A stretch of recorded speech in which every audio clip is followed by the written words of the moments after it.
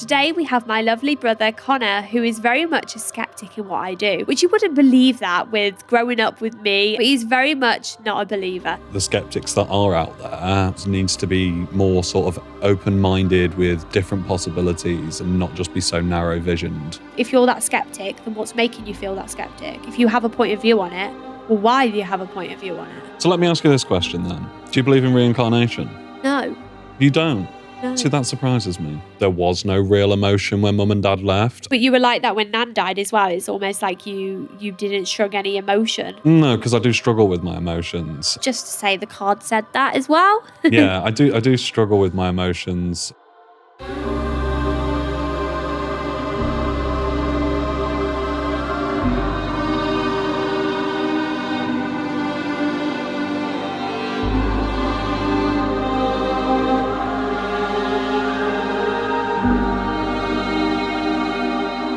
This episode is sponsored by JS Health and Vitamins. If you are feeling tired, run down, or even muscle aching, then these vitamins are the ones for you. You may be experiencing a magnesium deficiency, and I promise that these are going to help you in so many ways. So check out on JS Health and Vitamins website. Use the code Mediumship for 15% off your next purchase at JS Health and Vitamins.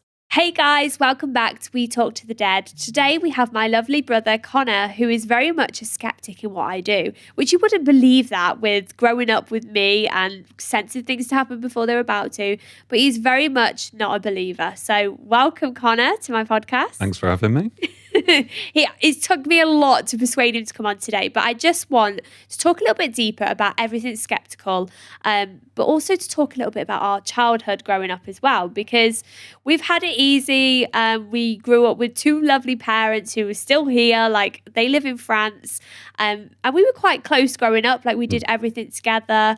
There's not much age difference between us. 18 months. 18 months, so we were literally close anyway. But I'm probably the weirdo of the family. Like I'm the youngest, Connor's in the middle, then we have an older sister. But yeah, I was the one who would wake up in the middle of the night screaming and Connor would be like, shut up, Chloe. Like I was just the strange one. Do you remember things like that? Do you remember me screaming and stuff? Yeah, so I think sort of one of the earliest memories that I've got of that sort of episode happening, you'd actually gone to bed early one night and we were having, I think it was me, Mum and Dad in the living room and we were watching a film, and then out of nowhere you just come running down the stairs screaming, and all I really remember is your face, and it was like bright red, like really red, almost like you weren't getting any oxygen in from the amount of screaming you were doing. And it was always really weird, and it'd always take Mum or Dad forever to get you to calm down and then get back to bed. But yeah, I do remember quite a few episodes like that growing up. Yeah, it was so strange. I actually remember it like it was yesterday. The last episode I had where I was like that was when I gave birth to Ivy, because I had such a traumatic birth. Obviously, she come out of my old C-section scar, which is disgusting. But basically, you're supposed to wait until you have another baby. If you've had a C-section, you're supposed to wait a good year. And because I got pregnant less than a month after having a C-section, I was petrified of having another C-section, wanted a normal delivery, got to 8 centimetres, and Ivy popped out of my old C-section scar with Charlie. And I remember being in intensive care. We managed to get home and I had one of those episodes then, and it was just horrendous. It's usually spirit trying to be close to you and things like that. But talking of spirit, how do I word this? I feel like you're a bit on the fence. So you do believe what I do, but you don't believe what I do. Yeah, so I think that's a good assessment. It's not that I don't truly believe, but I've always based everything that I've sort of done in life on logic and fact. And to me, it doesn't sort of fall into any of those categories, what you do. So you want the scientific evidence. Not so much scientific evidence, but some proof would be nice. Like, for instance, like one of the things that you go on about, obviously connecting to loved ones. Now, I've seen you do plenty of readings now, and you know, I do genuinely believe you are connecting with something. You know, because you are giving people the sort of the guidance and the answers that they're looking for. But to me, there seems to be almost like a logic flaw in that. You know, because if everybody's going to this realm or whatever you want to call it, I suppose, when you die and you've passed over and, you know, you can reach back out and connect to loved ones, how big is this place? You know, like we've been on this planet for many of a year now. I know, but you can go into different vibrations. So does that mean like at a certain point you either move on from this place where you can connect or you move away from this place? What is that? Because obviously I connect with the dead and we have these vibrations and so on, I don't feel like you move on from that, because how can I connect to somebody that has been dead for 200 years? Well, this is what I'm saying. So like if you're connecting to people from 200 years ago, 1,000 years ago, whatever it may be, where are all these, where's the space for all these people? You know, there's lots of, if you want to call them souls, I suppose, bodies, people, animals, whatever they may be, because I know you can connect with, you know, past animals. There's got to be somewhere these energies are stored. I understand where you're coming from, but think of the world as our world, and we're living on it right now. This is us, and we could live here from the age of 1 to 100, and we may die in between that. When you die, you obviously go somewhere else and you put somewhere else. And I understand where you're saying, well, isn't that space getting filled and filled and filled, and where are they supposed to go? Almost like everybody's just cramped. But think of the world, and then you've got another world, which is on our world, like a ghost world that you cannot see, okay? Okay. And then think of another 10 years and having another ghost world and another one. Okay, so my question to you then is, you talk about spirits being energy. Yeah. So if we've got all these spirits around us from millennia ago, past, future, present, whatever it may be, energy is forever changing. That's something you've said before yourself. So, you know, how have we not noticed these energy fields around us? I think it's because if your self is switched off from that and you don't have your higher vibration, you won't understand it. Like, everybody is so fixated on working or doing the day-to-day things. You miss so many things around you, where in fact, everything has energy. So you can't deny that, yes, a spirit is an energy. We have energy. So think of the moon, for example. The moon is this huge energy, yeah? And the moon is affecting, let's say, water when it's a full moon, yeah? Affects the tides, yeah. Yeah. And that is because of water. It affects the water. So our bodies can also be affected by the moon, because we're over 80% of water in our bodies. Yeah, so I agree with that, and I agree with the fact that, you know, you may not notice this energy on a day-to-day basis if you've got other commitments, whether that be work, family, life, just in general. But what I sort of meant by my question was not so much the individual finding this energy, but the general. You know, we've got scanners and stuff like that now that can notice radiation from the Big Bang. Yeah, but that's just So how are we not? What do you call it? A conspiracy theory. Yeah. Well, no. Everybody believes in different things. Agreed. And I understand that with the spiritual world as well. But how would I communicate with the dead? Like you've said to me, you can see that I'm connecting with something. So how? Yeah, and you know, I will sit here and say yes, I can definitely see that you have connected with something, and you know, you are getting, when you are doing these readings for people, and you've done a reading for me in the past, and a lot of it did ring true. Granted, you have known me from sort of like day one, but you know, there's things that you don't know about me that you picked up on. You know, I'm not the most sharing person in the world. I do keep myself very closed off. So, you know, I know you are picking up on things like that. It still just doesn't sort of, it doesn't make sense in my head. You want to see the proof of a loved one or a spirit? Not so much a spirit or a loved one or somebody coming through from me from a reading or anything like that. You know, I don't know. I find it difficult to explain what proof I would need to, you know, be a true believer. Okay, when you think of ghosts, okay, so ghosts are tied to the location of their death. Yeah. They could have been there years and years and years ago. Yeah, and that's the replayment of energy. I do understand that aspect. So let's say somebody that I'm living in my house now, with my children and whatever, and I live in that house. But what if 10 years ago, there is another spirit in that house or a ghost who is living what they're doing now, and then 100 years ago, they're doing it again. So it's the same energies, the same worlds, live in different times. So when we die, we go to the higher place. They've learned that they can communicate with our world, and we're just not there yet. We just can't experience and go to their world. When you think of the world and you think of dying, I know there's life after death because I connect with it. Yes, I physically cannot go there, but they can clearly come to us. So they must know that life is on, it goes on, because it's a reunion this side. So they're meeting everybody else they have lost throughout their life. So yes, I know what you're saying, where you're saying, well, why are they not all cramped together? Why is it not big enough? But they could move from different places. It's all vibrations. They could be in bloody space or a different planet. We don't know that. So let me ask you this question then. Do you believe in reincarnation? No. You don't? No. See, that surprises me. I don't believe in reincarnation because how can you turn into something else if I communicate with a soul? It's not so much turning into something else. And yes, you can communicate with obviously things that are past, but you're looking at things of an instant reincarnation, not an over time reincarnation.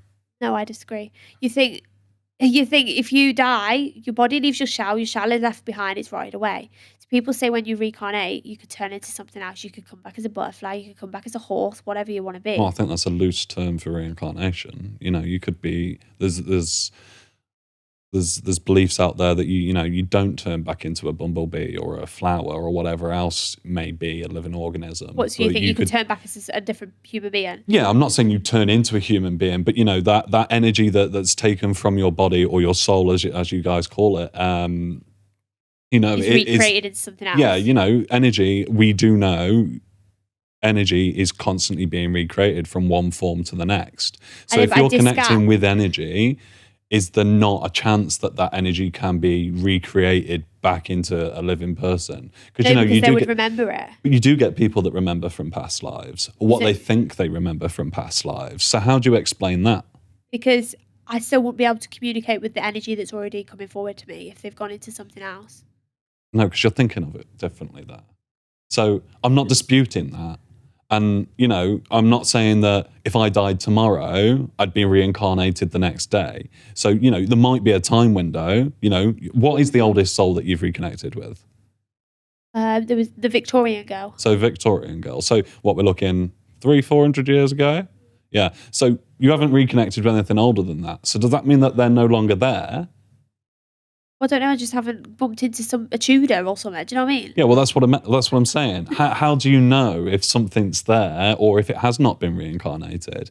Is there a time limit on which you have got the time to reconnect with, look after your loved ones after you've passed, connect with them through mediums like yourself, send guiding words, wishes, whatever you want to call it. But then after a certain period of time, whether that's 1,000 years, 300 years, 500 years, what it may be, there is chance of that energy being reincarnated into somebody else. It could be. Like, I can't sit here and say, well, it won't happen because everybody's being born, somebody would die and somebody will be born the same day. Do you know what I mean? Like, that is constantly happening. So I can understand where you're coming from. But on my point of view, if I went to an old building that has been there thousands and thousands of years and somebody could be a ghost in that house, or somebody could come forward to the house that was born that died millions of years ago, I'd probably still be able to connect with them or the energy. So I still don't believe so much in the reincarnation. I feel like you're here, you're born, you live, you die, you reunite, and it's forever. Okay, fair enough. That's not a belief that I will follow, but I understand your reasoning and I understand your point of view from it.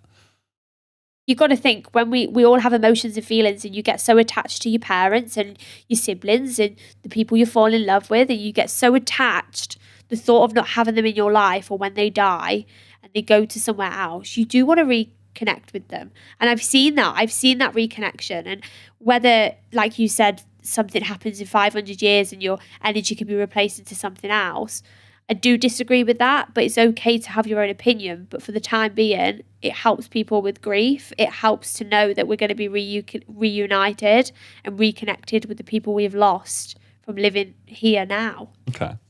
So what would your opinion be on, a skeptic coming forward? How would you make them, not make them, I suppose is the wrong word. How would you get them to understand your point of view?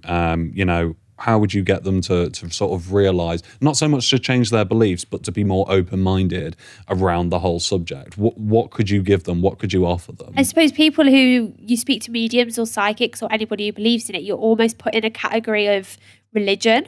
Like people would think, oh, maybe it's just a religious belief. And I suppose to an extent it is, just like you'd believe in God or anything else.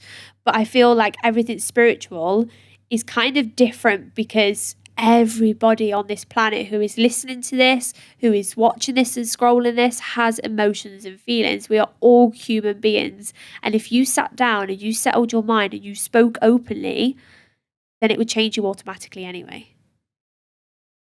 Because you embrace the little things. So what you're saying is that the skeptics that are out there, myself included, I suppose, needs to be more sort of open-minded with different possibilities and not just be so narrow-visioned. Yeah, to try new things, but also to embrace the little things. If you're that skeptic, then what's making you feel that skeptic? If you have a point of view on it, well, why do you have a point of view on it? My point of view being that, I follow the typical science route, I suppose. You live, you die, you're recycled into nutrients, and you move on. That's sort of my view, and I've always stood on that, and I probably will always stand on that. I can take into account, different people's beliefs, views. But science is something, do you ever just think, I know there's proof of science, but are you not just told things to believe them? Yeah, agreed. Lots of history has been changed in the past. That's what I mean. You kind of think, oh, right, this is scientifically proven, so we must believe it because it's written down in front of us, when in society, it's not actually true every time. So, no, I wouldn't go so far to say that I'd blindly follow that. Live life, I'm living that now. I can see that. Death, been through that. We've lost family members, as you know. I've never really had any spiritual awakening like yourself. I've never felt connected to spirit or anything like that. Yeah, but the spiritual side, like you can sit here now and you're sat with my chakra bracelet, which I know is completely different, but you struggled with your mental health and whatever else, headaches and so on. But that's different. So, yes, I did struggle with my mental health, headaches and all the rest of it, hence the reason I'm wearing my chakra bracelet. It does work, guys. Chakra bracelets work. That's more healing gemstones. That's the But then they're just energy. But that has been proven to help. Yeah, crystals do help you with different problems in your life. And this is where we go back to the science of it. I know for a fact there's solid research behind it. I felt it for myself. I think it's so easy to have skeptical views, and it's so normal because I have views on some things. Like, I'm not a religious person. I don't believe in God. But somebody else would say to me, well, how can you not believe in God, but you can believe in spirit? Or they're just demons. Like, the amount of messages I sometimes get who are religious and will say, well, a spirit is just a bad demon. And everybody has and is entitled to their own opinion on different things. But if I'm feeling better within myself and I'm helping other people, I think it's a huge thing to be able to hang on to being spiritual and being open to things. So what is important then is individual beliefs. I think everybody's entitled to their own opinion because they are. Individual beliefs obviously are important. I am open to, the spiritual side of things. It's not somewhere I see in my immediate future that I will be completely embracing. But, I am open to the possibility of it. Yeah, but you do help me with my work and you do package parcels. And do you ever think that you are drawn to that because of what I do and because this runs within us and you're just not accepting that? You've just got this guard up because you don't want the help and you don't want the spirit side? No, I wouldn't say that. Like I said, I'm not completely against it. And there has been times where working for yourself, like you said, doing packages, stuff like that. There has been times where I have felt drawn to a specific item for somebody that they may or may not have ordered, or specific colorings of some things. For instance, the pendulums, they come in various different colors. There is times where I've picked out a specific one, not specifically sort of the next one that's in the row. And it's turned out to be the right choice for that individual once they've received it. And we know that through messages that we receive from the customers. But that's energy. Yeah. So, like I said, I'm not completely opposed to it. I don't think I'm ready at this point in my life to completely embrace it. I feel like I need something to make me feel like I can believe it. I'm more than happy to pull you a few tarot cards. Obviously, you are my brother, and I don't really read for family. The reason why I don't read for family is because I know everything anyway. But tarot cards enables me to dive in deeper to things that you are probably not open about. So we'll give it a go, see if you resonate, okay. And I'm ready to prove you wrong. But I'm so tired. I don't know what has gone on with me. I feel like it could be your own energy coming through. So whether you struggle with sleep at the minute. Yeah, 100%. I'm not sleeping well at all. So just out of curiosity then, on the sort of the tarot side, how many cards are in a deck? So there is 78 tarot cards in a deck. And when you're drawn to a certain deck, it's for a reason. These cards don't usually have like the 8 of Swords and so on. And I do use cards like that. But these ones are very unique to me. And I just love them. I love the meaning of them. And they always resonate some way or another. So obviously the deck's quite large. So can each card represent more than one meaning? Yeah, sometimes, but it's mainly you have like different, let's say collections of different things. Mm-hmm. So some could do with your emotions, some could do with health and things like that. But it's mainly your own feelings. So when you're a tarot reader, you go off your own feeling than what the actual card means, if that makes sense. So you look at the card and it can mean something else for somebody else and vice versa. Okay. So this is a standard tarot card pull. I do this on all readings on my website. It's all to do with you, your emotions and feelings, your past, your present, your future. So the first 2 cards I pull for you are all to do with your emotions and feelings. You're a very guarded person who doesn't obviously open up a lot to do with your emotions, which I know that anyway. However, it does say to stand up for yourself and your beliefs more. What this means is all to do with confidence. It's like you don't raise your confidence high enough. It's almost like you are always conscious of yourself or feeling like you're not good enough, and you need to have that independence and importance of yourself to have the confidence. You are good enough, but you need to grow that. You're a compassionate person when it comes to the people you love, but it's also a great time of success and financial security coming into your life after a long period of not having that.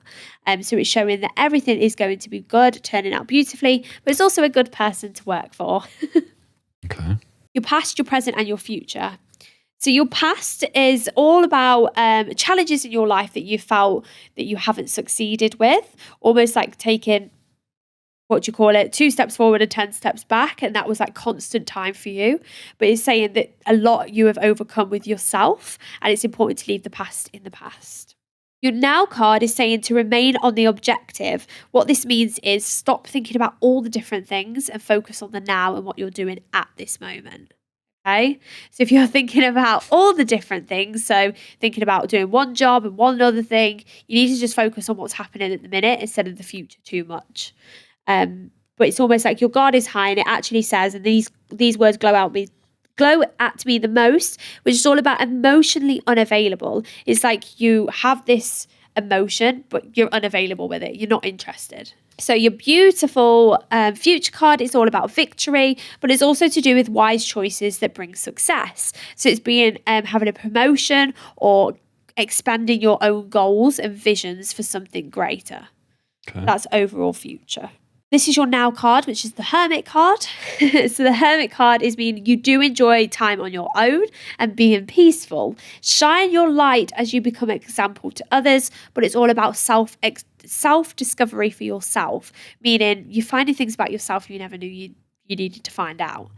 Okay, so it means like maybe you enjoy doing something you haven't done before or doing different things. Your 3 months of future card is all about being unable or unwilling to make a decision. It's nothing scary. It's just saying you need to follow your own heart instead of making other people happy. So putting your step forward and just thinking, I don't care what anybody else thinks. This is for my future and what I'm going to do. And pretending there is no problem is not the way to be. Okay, because you do that a lot, like pretending there's no problem. Your 6 months future card is all about a happy life, a romantic partner coming into your life. It's happily ever after, a loving relationship with your children and people you can trust. And then your 9 months is the good you do comes back to you, paying off all debt, but sharing your wealth with others who are less fortunate and being able to save wisely. Okay. What is your honest opinion? A lot of that did resonate with me. More at the start than at the end. Well, the end's more future, so we can't. Yeah. So a lot of the start, emotionally unavailable, check. Yeah, a lot of it did sort of speak to me on a personal level. Would it have been stuff I would have known as your sister? Some of it, yes. Most of it, no. Okay. So, there was stuff in there that I don't particularly talk about myself a lot, whether that's to family, friends, or anyone really. I'm very much reserved and on my own.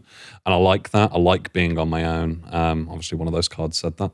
Yeah, it did. It said, you like being on your own. I do like being on my own. So, some of it did sort of... Yeah.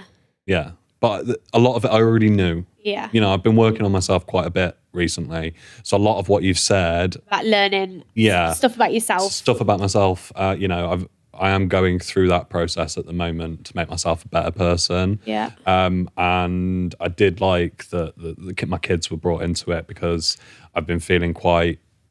Estranged, the wrong word. There's been a bit of distance between me and my kids at the moment. So, having that reassurance that that's all going to work out down the line is quite nice. Yeah. While we're on the subject of obviously family and things, how did you feel obviously about mom and dad when they moved to France and stuff? Because we were quite young when they moved. Obviously we left school and we both had partners at the time and they just went up and left. And some people would ask me like, how did you cope with that?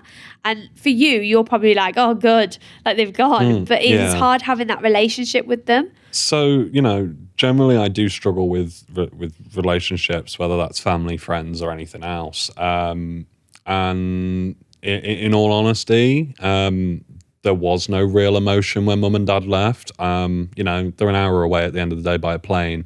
If something goes wrong, I can get to them, they can get to me. But you were like that when Nan died as well. It's almost like you didn't shrug any emotion. No, because I do struggle with my emotions. Just to say, the card said that as well. Yeah, I do struggle with my emotions. I do find it hard to, I don't know, feel anything is sort of the wrong words. I do feel things, but not probably at the same level that most other people do. And, there's reasons for that. I have been hurt in the past, and I think a lot of it stems from that. Yeah. But also, I haven't had the best relationship with family in the past either. I think it's hard. They always say you can choose your friends, but not your family. And family is very difficult. Obviously, I will mention that we don't have much of a relationship with our older sister. And things do change over the years because you grow older as a person and you're expected to still have your opinions and your views, but when other people change as well, you can't fix everybody. And at the end of the day, family is very, very difficult. But when you lose somebody you love, like my nan, she was the glue of us all, really. And when you lose somebody, you kind of you think this is your glue and your family, and then when you've lost that glue, it's like everybody else just separates. And I feel like we did all kind of go off in the wrong direction. And especially with our sister, like we don't communicate with her, and she's not a nice person. Like on camera, I will say that she's not a nice person. And we find that very difficult because now we kind of, we just find it difficult, I think. But family is very hard, and you can't. I think one thing to say about our family is we are very different people altogether. Yeah. But when stuff... But isn't every family like that? The best thing I think about our family is when stuff does hit the fan, we're there, regardless of what's happened, and we support each other, which I think is the most important thing. Yeah, of course, but I don't know. I think grief hits you differently and it can tear your family apart or bring you closer. And in our regards, it did break us, but then it did make us all stronger. And I think you do go through those challenges in grief and loss, is that you kind of see what is the point in life when you lose someone, because you think, why have I got all this pain? Why have I got all this hurt? And you don't see the point in it, but you do come back stronger. You do get through them challenges. Well, thank you so much for your time, Connor. And I hope your tarot card reading did resonate in some ways. I know it is hard to believe in such cards, but they really, really do predict your future. And I'll check in with you guys in 6 months if he finds a partner and is happy, because this is what these cards say. Okay. Well, see what happens. All right. Thanks for having me.